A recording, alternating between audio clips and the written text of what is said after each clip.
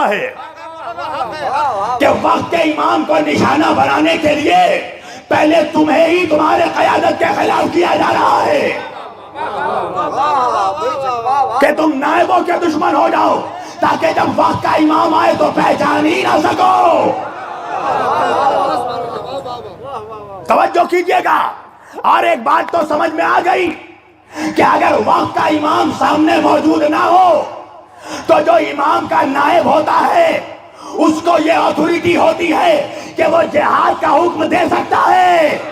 وقت کا منافق بھی یہی بات سے ڈر رہا ہے کہ امام غیبت میں ہے, ایسا نہ ہو کہ خامنہ ہی جہاد کا حکم دے دے.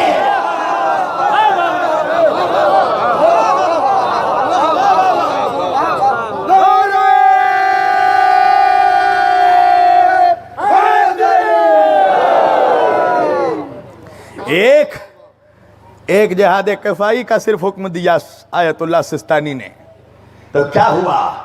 آج ISIS کا نقشہ مٹ گیا ہے. ہم لوگ دعویٰ کرتے ہیں بیٹھے بیٹھے ہم بہت بڑے حسینی ہیں. مولا حسین آ جاتے کربلا میں تو یہ کر دیتے وہ کر دیتے. چھوڑو مولا حسین کو. 1400 سال کے بعد حسین کا ایک سفیر ابھی آیا تھا جس کا نام تھا شیخ زکزکی. کیا کیا تم نے؟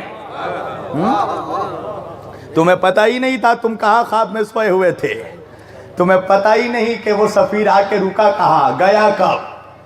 اور ایسے ہی نہیں آیا, 7 بیٹوں کا جنازہ دیکھ کر آیا تھا. شیخ زکزکی سے زیادہ اس وقت کربلا سے قریب کون ہو؟ 7 بیٹوں کا جنازہ جس نے دیکھا پھر بھی حسینیت کے راستے سے نہیں ہٹا. کیا کر لیا تم نے؟ وہ آ کر اپنے وطن واپس چلے گئے, پھر سے ظلم کا شکار ہونے کے لیے چلے گئے. تم تماشا دیکھتے رہو گے, ایک وقت آئے گا زکزکی کو شہید کر دیا جائے گا جیسے ان کے بیٹوں کو شہید کر دیا گیا. اس چیز کو سمجھو. میری بات بری لگے میں معافی چاہتا ہوں. میں تم سبوں کا نوکر ہوں, آپ مولا حسین کے عزادار ہیں. میں آپ کا نوکر, آپ کے بچوں کا نوکر. کہو گے تو شبیر وارسی تمہارے جوتے سر میں اٹھا کر میرٹھ کے بازاروں میں گھوم سکتا ہے. نوکر ہوں آپ کا, مگر معافی کے ساتھ کہنا چاہتا ہوں کہ ایسا کچھ نہ کرو کہ پھر سے وقت کا حسین تنہا رہ جائے.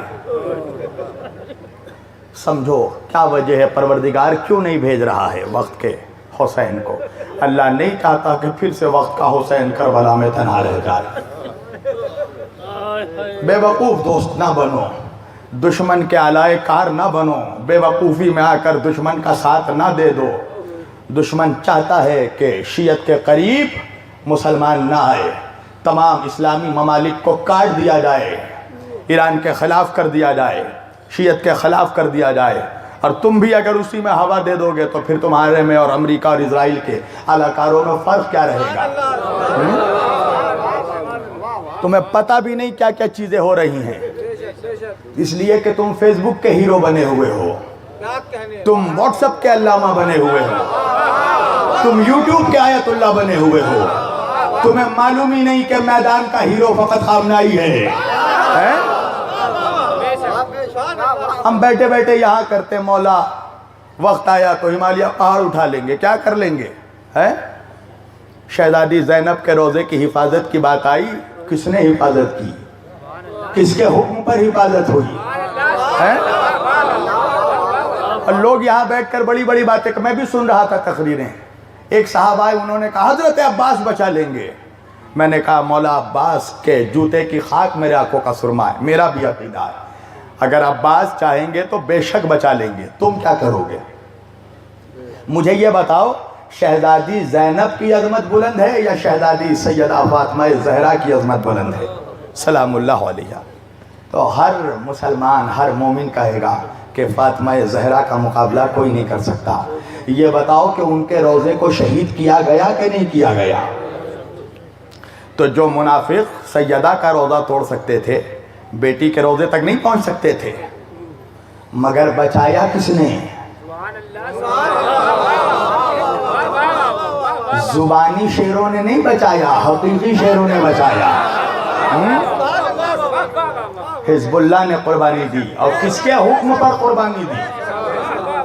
حزب اللہ حزب اللہ حزب اللہ، تم جانتے بھی ہو کہ حزب اللہ کس کے حکم پر چلتے ہیں؟ حزب اللہ کو حکم دینے والا خامنائی ہے۔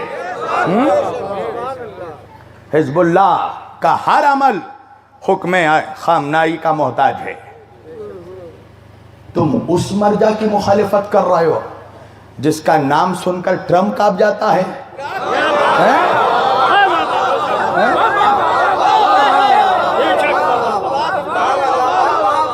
تمہارا اور میرا نام سن کر میرٹھ کا ایم ایل اے نہیں کانپے گا۔ خامنائی کا حکم سن کر، ان کا نام سن کر ٹرمپ کانپ جاتا ہے۔ جب اس ذلیل نے گستاخی کی نا خامنائی صاحب کے خلاف، تو امریکہ کے سیکریٹریٹ تک کس کا خط پہنچا؟ قاسم سلیمانی کا۔ اور وہ خط کم از کم 12 اور 14 وسیلوں سے ہو کر پہنچتا تھا، مگر جب وہ جا کر اپنے ڈیسک پہ اپنے دفتر میں بیٹھا، فائل کھولا تو دیکھا قاسم سلیمانی کا خط موجود ہے۔ اللہ اکبر۔ اور خط کا جملہ کیا تھا؟ کہا خبردار آج کے بعد رہبر کے خلاف زبان نہ کھولنا، اس لیے کہ یہ خط جتنے تمہارے قریب ہے ہم بھی تمہارے اتنے قریب ہیں۔